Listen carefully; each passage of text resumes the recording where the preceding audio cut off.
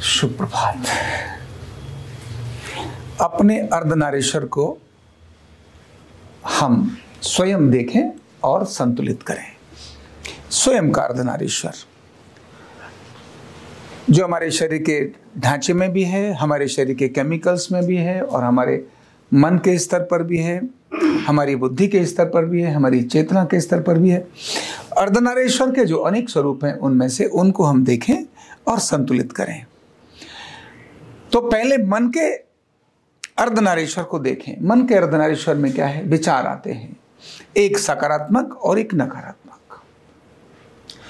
तो सकारात्मक विचार हमेशा संभावनाओं को जन्म देता है और नकारात्मक विचार हमेशा संभावनाओं को खत्म करता है, यानी निराशा और मृत्यु की तरफ लेकर जाता है। जबकि सकारात्मक विचार जीवन की ओर लेके जाता है, प्रगति की ओर लेके जाता है।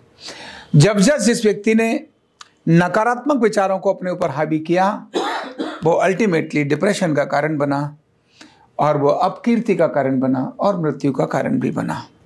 और जिस व्यक्ति ने सकारात्मक विचारों को अपने सामने रखा उसने संकटों में भी संभावनाओं को तलाशा और एक नया इतिहास रच दिया। ऐसी अनेक घटनाएं हमारे जीवन में भी आती हैं और इतिहास के अंदर भी आती हैं कि पांडवों को जब ये निश्चित हो गया कि पांडवों को 5 गांव भी मिलेंगे नहीं और जब वो अपने उसमें हार गए, जब उसके अंदर जो द्यूत की लड़ाई थी उसमें हार गए और उनको खांडप्रस्थ दे दिया गया, खराब स्थान दे दिया गया और उस स्थान पर भी उन्होंने एक बड़ी चीज डेवलप कर दी, बहुत बड़ी चीज डेवलप कर दी। खांडप्रस्थ को भी उन्होंने इंद्रप्रस्थ बना दिया। वो चाहते तो कहते दुर्योधन और कहते हे पितामह आपने क्या किया हमारे साथ, खांडप्रस्थ दे दिया, बिल्कुल बेकार सी चीज दे दी और तुम होकर के स्वयं हस्तिनापुर के अंदर अपना साम्राज्य में रहते हो, ये तो हमारे साथ अन्याय है। नहीं किया, उन्होंने पुरुषार्थ किया, संभावनाओं को तलाशा और एक नया इंद्रप्रस्थ खड़ा कर दिया। एपीजे अब्दुल कलाम, जिनको हम बड़े गर्व से कहते हैं, हमारे देश के वो राष्ट्रपति जिन्होंने राष्ट्रपति पद को सुशोभित किया।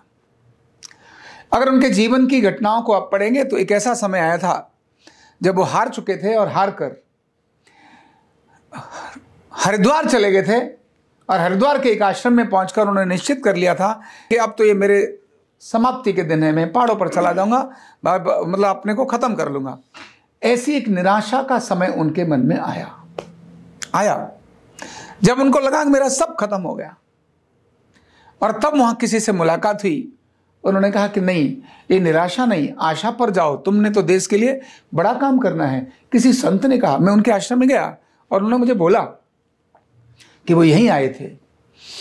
उसके बाद अब्दुल कलाम ने अपनी दिशा बदली और वो मिसाइल मैन बने और मिसाइल मैन बनने के बाद वो देश के गौरव करने वाले ऐसे राष्ट्रपति बने। मैं अपने खुद के अपने परिवार को भी देखता हूं, मैं अपने माता पिता को भी देखता हूं। हमारे घर में सारा कुछ था, बहन की शादी हुई, बहन की शादी होने के बाद बहुत सारी चीजें जो घर से जाती हैं वो सब गई, लोगों ने देखा। इसके तुरंत बाद भाई साहब की शादी हुई।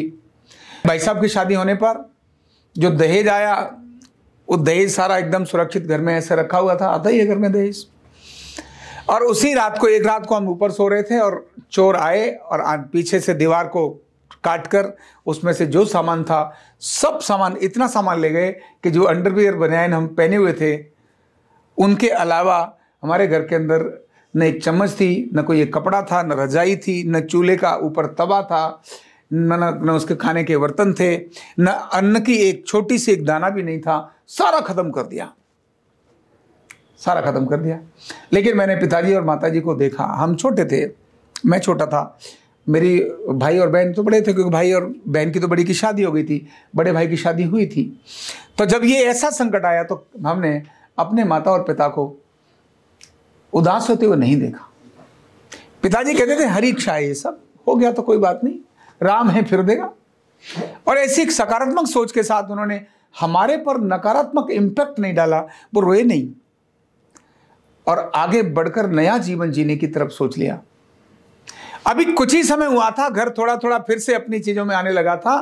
तब तक छोटी बहन की शादी हुई, मुझसे जो बड़ी हैं, और उनकी शादी में अभी वो ससुराल से आई थी, सारी साड़ियां और वो सब, सावन का महीना था, सुखा रही थी किसी ने बाहर से देखा, गांव का माहौल होता है, रात को आए एक चोर, हम ऊपर सो रहे थे, तो उन्होंने ऐसा ताला वाला खोल करके सारा कुछ समाप्त कर दिया, फिर से पूरा समाप्त कर दिया और दोबारा समाप्त हुआ।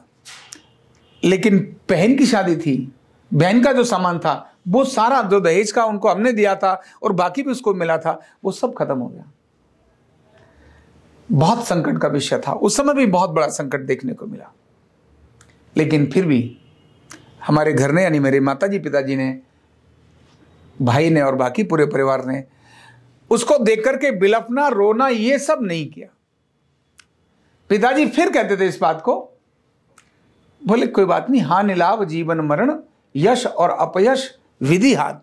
वो बार बार यही बोलते थे, हानि लाभ जीवन मरण, यश और अपयश विधि हाथ।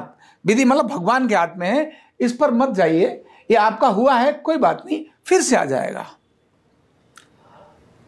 और वो निराशा नहीं थी, मन में कष्ट रहा। निश्चित ही कभी वो अकेले में होते होंगे तो आपस में बात करते होंगे माताजी पिताजी, ऐसा नहीं है कभी कैसी घटना आती हो तो व्यक्ति एकदम कुछ हो जाए, लेकिन फिर भी उन्होंने कभी हमारे सामने प्रकट नहीं किया। और नहीं प्रकट करते, उनका जो पुरुषार्थ देखा, रोज के रूटीन के वही काम जो चोरी होने वाले अगले दिन थे वही थे। पहली चोरी में तो खाना बनाने के लिए न आटा था न बर्तन था, तो माताजी ने प्लास्टिक की पन्नी जो छत पर ही पड़ी थी उस पर सामने वालों से आटा लेकर, अपनी लकड़ी लाकर और उससे गीला करके बिना तवे के और रोटी बनाई हाथ से, क्योंकि गांव में हाथ की रोटी होती है ना, वो तवे पे भी बन जाती है और वैसे भी बन जाती है। बुआ जी ने आकर फिर लकड़ी, एक मिट्टी का वो दिया कि तुम जरा ये कठौती ले लो, इसमें बनाना शुरू करो। यानी ऐसे कठिन वाले दिन नकारात्मक और सकारात्मक इसी में से निकल कर आता है। वो नकारात्मक चीजें अगर आती तो शायद हम लोग आत्मग्लानि में होते और पिताजी और माताजी को डिप्रेशन होता और हम भी आज जो हैं वो नहीं होते। उनके सकारात्मक विचारों के कारण आज कुछ है।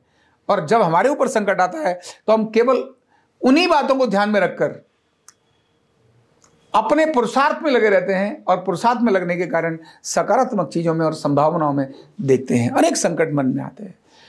तो अपने अर्धनारीश्वर को चेक करें, देखें और संतुलित करें।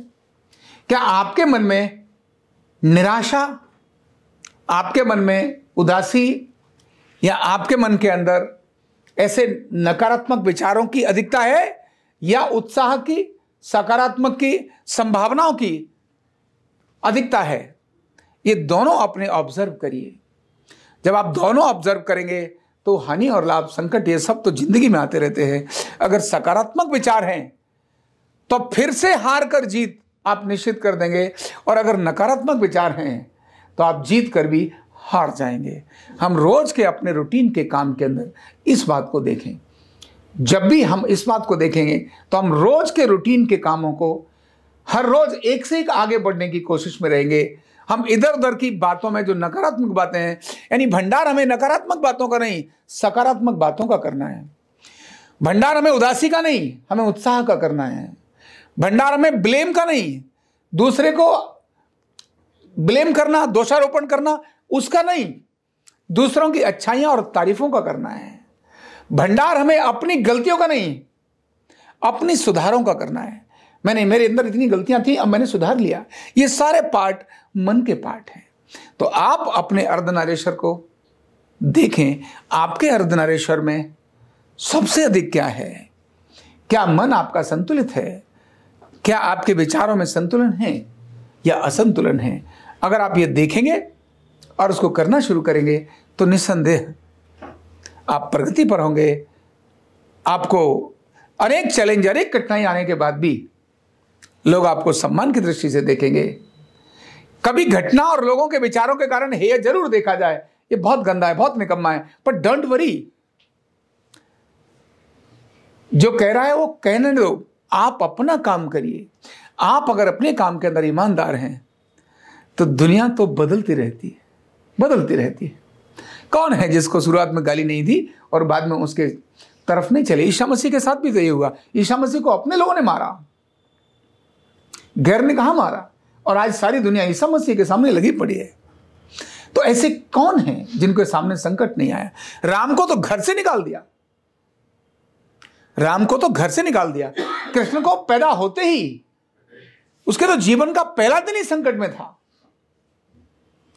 कितनी सारी ऐसी आपदा और आपत्ति व्यक्ति के अंदर आती है, ये सब आती हैं, लेकिन आपका सकारात्मक और अच्छा प्रयास, आपके पास सकारात्मक विचारों का ढेर, यही आपकी सफलता का कारण बनता है। इसीलिए अपने अर्धनारीश्वर को देखें, चेक करें और उसकी दिशा में आगे बढ़ें। बहुत बहुत धन्यवाद। न्यूरोथेरेपी का कंप्लीट कोर्स सीखने के लिए जुड़िए हमारे ऑनलाइन ट्रेनिंग प्रोग्राम से और जानिए करीब 100 बीमारियों का इलाज बिना दवा और बिना मशीन के। इस न्यूरोथेरेपी ऑनलाइन ट्रेनिंग प्रोग्राम से आप घर बैठे बन सकते हैं गवर्नमेंट सर्टिफाइड न्यूरोथेरेपिस्ट। रजिस्ट्रेशन के लिए नीचे दिए गए नंबर पर अभी कॉल करें और हाँ, हमारे वीडियो को लाइक करना, शेयर करना और चैनल को सब्सक्राइब करना बिल्कुल भी ना भूलें। धन्यवाद।